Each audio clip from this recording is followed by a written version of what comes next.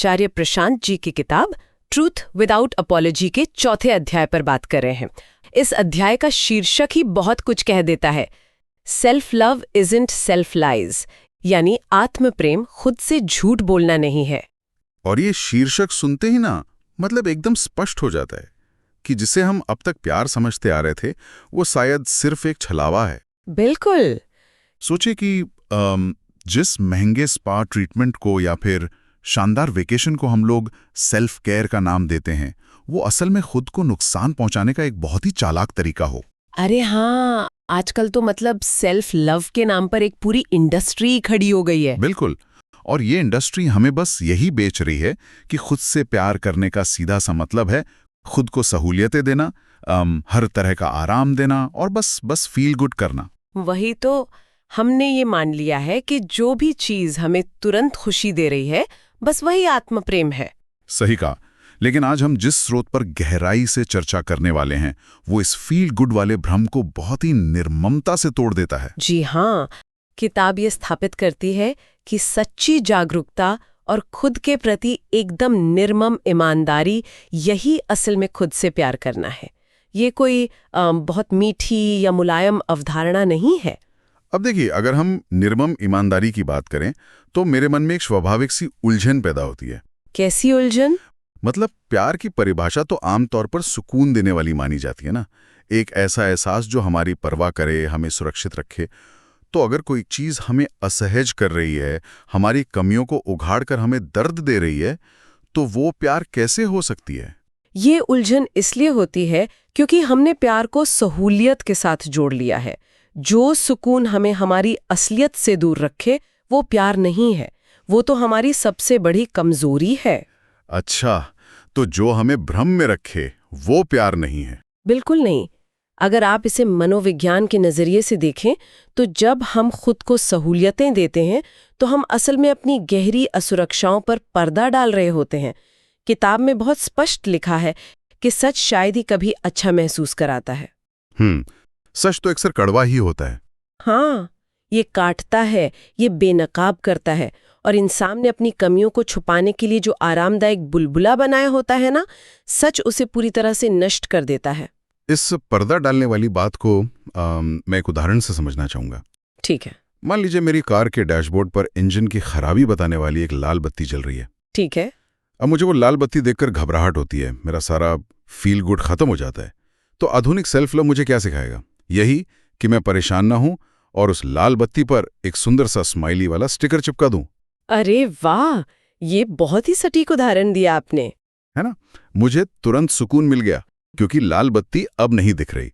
लेकिन इंजन के अंदर जो खराबी है वो तो बढ़ रही है और एक दिन पूरी कार ही जलने वाली है। बिल्कुल। और वो स्माइली स्टिकर लगाना ही खुद से झूठ बोलना है। किताब इसी को सेल्फ लाई कहती है। असली आत्म प्रेम तो ये होगा कि कार का बोनेट खोला जाए, हाँ, और अपने हाथ ग्रीस में गंदे किए जाएं। सही कहा। उस इंजन की खराबी को ठीक करने की जो प्रक्रिया है वो बिल्कुल भी फील गुड नहीं है। उसमें बहुत मेहनत लगती है, इंसान थकता है, लेकिन अंततः यही निर्मम ईमानदारी हमारी कार को या कहें हमारे शुरुआत में तो ये बहुत असहज करने वाला होता होगा। हाँ, जब हम अपनी ही बनाई झूठी कहानियों को तोड़ते हैं तो बहुत असहजता होती है, लेकिन यही सच्ची आत्म जागरूकता की पहली सीढ़ी है। और मुझे लगता है कि ये असहजता इसलिए भी बढ़ जाती है क्योंकि जब हम इस बुलबुले से बाहर आते हैं तो हमें बाहर की दुनिया का शोर बहुत तेज सुनाई देने लगता है। आप बाहरी दुनिया के शोर से क्या मतलब निकाल रहे हैं? मेरा मतलब है कि समाज की नजरें। किताब का एक हिस्सा इस पर गहराई से बात करता है कि दुनिया हमारी बाहरी चीजों पर अपनी राय देने के लिए हमेशा तैयार रहती है, जैसे हमारा लहजा, हमारी त्वचा का रंग या हमारे कपड़े। हाँ, समाज का ढांचा ही कुछ ऐसा है कि वो इंसान को हमेशा इन्हीं बाहरी पैमानों पर मापता है, और हमारी त्रासदी ये है कि हम अपना पूरा जीवन इन्हीं बाहरी चीजों को संवारने में लगा देते हैं। हम चाहते हैं कि हर कोई हमारे कपड़ों की, हमारी आवाज की तारीफ करे। बिल्कुल, लेकिन किताब इस पर एक बहुत ही आजाद करने वाला नजरिया देती है। किताब कहती है, लेट देम से व्हाट दे विल, यानी दुनिया को जो कहना है कहने दें। हाँ, उन्हें हमारी बाहरी चीजों पर टिप्पणी करने का पूरा अधिकार है। जी। ये तो कुछ वैसा ही हो गया जैसे दुनिया किसी स्मार्टफोन को सिर्फ उसके बाहरी कवर को देखकर जज कर रही हो। कवर का रंग कैसा है, उस पे कोई खरोच तो नहीं है। सिर्फ कवर के आधार पर फोन की कीमत तय कर रहे हैं। बिल्कुल, उन्हें उस फोन के असली ऑपरेटिंग सिस्टम या प्रोसेसर के बारे में कुछ भी नहीं पता। लेकिन विडंबना देखिए, हम खुद भी उस बाहरी कवर की तारीफ सुनने के इतने आदी हो जाते हैं कि हम अपना ऑपरेटिंग सिस्टम भी भूल जाते हैं। इस एनालॉजी का सबसे दिलचस्प हिस्सा यही है, हम दुनिया को अपना ऑपरेटिंग सिस्टम जज करने का अधिकार खुद दे बैठते हैं, जबकि किताब यहाँ एक बहुत स्पष्ट लकीर खींचती है। कैसी लकीर? लोगों को बाहरी कवर पर बोलने का अधिकार है, लेकिन जब बात आपके बुनियादी मूल्य की आती है, आपके फंडामेंटल वर्थ की, तो किसी को भी फैसला सुनाने का अधिकार नहीं है, यहाँ तक कि आपके सबसे करीबियों को भी नहीं। मतलब ये एक तरह का सुरक्षित घेरा है? हाँ, इसे एक पवित्र स्थान या सीक्रेट स्पेस कहा गया है। ये एक ऐसी जगह है जहां दुनिया की कोई भी राय या फैसला प्रवेश नहीं कर सकता। ये विचार सुनने में तो बहुत शक्तिशाली लगता है, लेकिन इसे हकीकत में उतारना बहुत मुश्किल है, क्योंकि आखिरकार हम इंसान सामाजिक प्राणी है ना। देखिए, हमारी बायोलॉजी हमें सिखाती है कि दूसरों की राय को अपने अस्तित्व से जोड़कर रखो। अगर हमारे करीबी हमसे नाराज हैं, तो हम खुद को बेकार समझने लगते हैं। हमने अपनी कीमत तय करने का रिमोट कंट्रोल समाज के हाथों में दे रखा है। और यहीं पर वो पवित्र स्थान दूषित हो जाता है। बाहरी दुनिया किसी इंसान को पूरी तरह से कभी नहीं जान सकती, वे सिर्फ हमारा बाहरी व्यवहार देख सकते हैं। हाँ, वे हमारे कर्मों के परिणाम तो देख सकते हैं, लेकिन हमारे आंतरिक संघर्ष या हमारे इरादे नहीं देख सकते। बिल्कुल सही। इसलिए किताब कहती है कि केवल एक ही इकाई आपको उस रूप में जान सकती है जो आप वास्तव में हैं, और वो आप खुद हैं। तो हमें इस पवित्र स्थान की पूरी ताकत से रक्षा करनी होगी। लेकिन अगर बाहरी दुनिया की राय मायने नहीं रखती, तो इसका मतलब है कि हमें खुद ही अपना मूल्यांकन करना होगा। और मैं सोचता हूं कि ये एक खतरनाक स्थिति हो सकती है। खतरनाक? वो कैसे? क्योंकि जब बात खुद का आकलन करने की आती है ना, तो हमारे दिमाग में एक पीआर एजेंसी 24 घंटे। PR agency? हाँ, मतलब अगर हमसे कोई गलती हो जाए तो ये एजेंसी तुरंत बहानों की एक प्रेस रिलीज निकाल देती है कि परिस्थितियां ही ऐसी थीं, या मैं गुस्सा इसलिए हुआ क्योंकि सामने वाले ने ऐसा कहा था।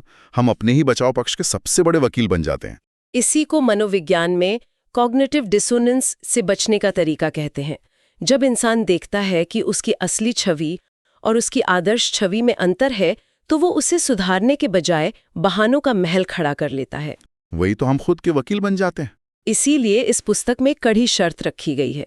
आपको अपना वकील नहीं बनना है, आपको अपना सबसे सख्त परीक्षक बनना है, अपना स्ट्रिक्टेस्ट एग्जामिनर।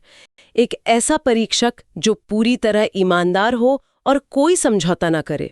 अपना ही सबसे सख्त परीक्षक बनना, ये विचार व्यवहार में बहुत डरावना लगता है, क्योंकि एक सख्त परीक्षक तो सिर्फ तथ्यों को देखेगा। हाँ, वो कहेगा कि तुम इस काम में इसलिए फेल हुए क्योंकि तुमने मेहनत नहीं की, किसी और की गलती नहीं थी। लेकिन यहाँ एक बारीक रेखा भी तो है। खुद का सख्त परीक्षक बनने और खुद से नफरत करने या डिप्रेशन में चले जाने के बीच का अंतर हम कैसे तय करेंगे? ये एक बहुत ही महत्वपूर्ण बिंदु उठाया है आपने। सख्त परीक्षक होने का मतलब खुद को गालियां देना या टॉक्सिक गिल्ट में डूबना बिल्कुल नहीं है। तो फिर सही तरीका क्या है? देखिए, जब कोई गिल्ट टॉक्सिक होता है तो वो हमारी पहचान पर हमला करता है। इंसान सोचता है, मैं ही बुरा हूं, मैं कभी कुछ सही नहीं कर सकता। लेकिन एक सख्त परीक्षक सिर्फ कर्मों और तथ्यों का विश्लेषण करता है। मतलब वो सिर्फ ये देखेगा कि फैसला गलत था या सही। बिल्कुल, वो सोचेगा ये फैसला गलत था, इसके पीछे मेरा अहंकार था, अगली बार इसे सुधारना है। परीक्षक तथ्यों के आधार पर सुधार की गुंजाइश निकालता है। किताब की निर्मम ईमानदारी का यही अर्थ है, स्पष्ट और बिना भावनाओं वाला आकलन। समझ गया। और जब इंसान खुद के साथ इस स्तर की ईमानदारी बरतने लगता है, तो बाहर से आने वाले शोर का प्रभाव भी कम हो जाता होगा। एकदम सही। क्योंकि अगर मैंने खुद का आकलन कर लिया है और मैं अपनी कमजोरी जानता हूं, तो दुनिया की कोई भी आलोचना मुझे चौंका नहीं सकती। मुझे तो पहले से पता है कि मैं कहाँ गलत हूं। और इसी तरह अगर आप अपनी असली कीमत जानते हैं, तो दुनिया की कोई झूठी तारीफ भी आपको हवा में नहीं उड़ा सकती। इसी संदर्भ में किताब एक व्यवहारिक नियम देती है। कौन सा नियम? अगली बार जब कोई आपकी चापलूसी करे तो फूले नहीं, और जब कोई आपकी आलोचना करे तो सिकुड़े नहीं। ये तुम्हारे डिफॉल्ट व्यवहार के एकदम उलट है। तारीफ मिलने पर हमारा अहंकार गुब्बारे की तरह फूल जाता है और आलोचना से हम डिप्रेशन में चले जाते हैं। हाँ, हम इस बात के गुलाम हैं कि सामने वाला हमारे बारे में क्या सोच रहा है। और सोशल मीडिया के दौर में तो ये गुलामी चरम पर है। लोग एक फोटो पोस्ट करते हैं और फिर उनकी मानसिक स्थिति इस बात पर निर्भर करती है कि कितने लाइक्स आए। बिल्कुल। अगर तारीफ मिली तो हम दुनिया के सबसे सफल इंसान हैं, और किसी ने नेगेटिव कमेंट कर दिया तो पूरा दिन खराब। हम अपनी पूरी पहचान इन छोटी छोटी प्रतिक्रियाओं के हवाले कर देते हैं। किताब हमें इस जाल से बाहर निकलने का एक वैज्ञानिक नजरिया देती है। वो कहती है कि तारीफ और आलोचना दोनों सिर्फ झलकियां हैं, फ्लिकर्स हैं। तो हम इन्हें क्या माने? हम इन्हें सिर्फ कच्चा डेटा या रॉ डेटा की तरह देख सकते हैं। जब कोई व्यक्ति अपनी राय देता है तो वो उसके अपने अनुभव और उसके नजरिए का परिणाम होती है। वो आपके बारे में कोई अंतिम ये कच्चा डेटा वाली बात बहुत सी उलझनों को सुलझा देती है। अगर मैं किसी प्रोजेक्ट पे काम कर रहा हूं और कोई कहता है कि काम शानदार है, तो मुझे इसे अपनी कीमत का सर्टिफिकेट नहीं मानना है। बिल्कुल नहीं, ये बस एक डेटा पॉइंट है कि उस व्यक्ति को आपका काम पसंद आया। और अगर कोई कहता है कि काम बकवास है, तो वो भी बस एक डेटा है। मैं इसका विश्लेषण कर सकता हूं। अगर फीडबैक रचनात्मक है तो सुधार कर लूंगा, और अगर वो सिर्फ कुंठा से भरा शोर है तो मैं उसे बिना किसी भावनात्मक जुड़ाव के खारिज कर दूंगा। और ऐसा करने के लिए एक गहरी भावनात्मक तटस्थता की जरूरत होती है।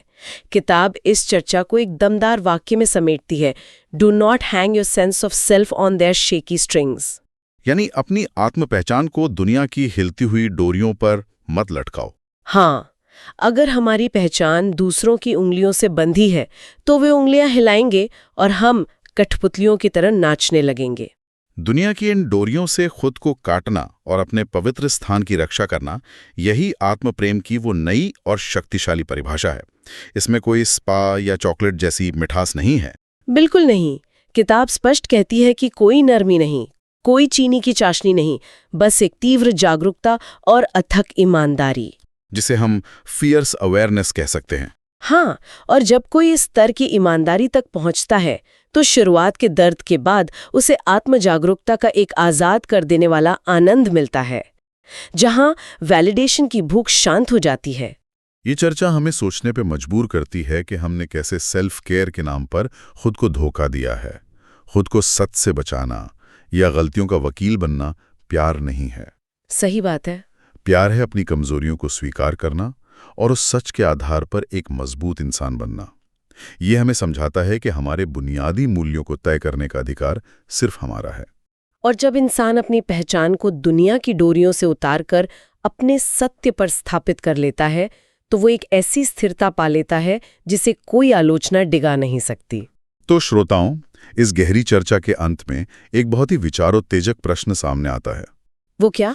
सोचिए, अगर हम इस कच्चे डेटा वाली बात को जीवन में उतार लें, अगर हम लोगों की तारीफ को अपना इनाम और आलोचना को अपनी सजा मानना छोड़ दें, तो क्या होगा? ये तो बहुत बड़ा बदलाव होगा। बिल्कुल। इंसान की असफल होने की जो सबसे बड़ी घबराहट है, उसका क्या होगा? विफलता का डर असल में इसी बात का तो है कि समाज क्या कहेगा। सही बात है। अगर हमें दुनिया के फैसले का डर ही न रहे, अगर हम खुद के ही सबसे सख्त परीक्षक बन जाएं, तो हम एक ऐसी निडरता तक पहुंच सकते हैं जहां कुछ भी नया करने से पहले किसी की तालियों की जरूरत नहीं होगी।